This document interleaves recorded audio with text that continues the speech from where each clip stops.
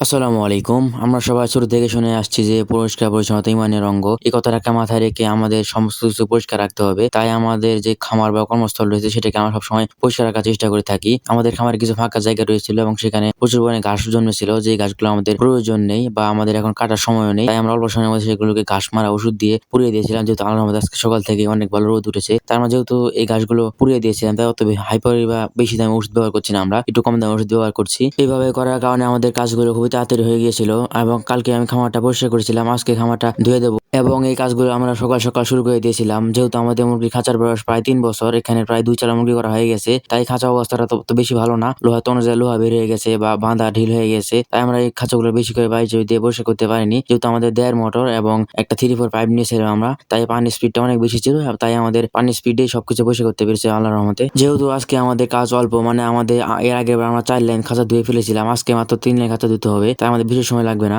এবং যে ৪ লাইন খাঁচা আমরা আগে ধুয়েছিলাম, সেই ৪ লাইন খাঁচাতে আমাদের নতুন মুরগিগুলো পার করে দিয়েছি, প্রায় ৫০০ পিসের মতো মুরগি পার করে দিয়েছি। তাই আমাদের কাজের চাপটা অনেকটাই কমে গেছে। যেহেতু ওই কাজগুলো আমরা রাতের বেলা করেছিলাম, তাই আপনাদেরকে দেখাতে পারিনি। যেহেতু আমি একাই ভিডিও করি এবং কাজও করতে হয়। যেহেতু যে মুরগিগুলো আমাদের ছিল, সেই মুরগি যখন পার করবো, তো আপনাদেরকে ইনশাআল্লাহ দেখানোর চেষ্টা করবো। আমাদের জন্য দোয়া করবেন। আসসালামু আলাইকুম।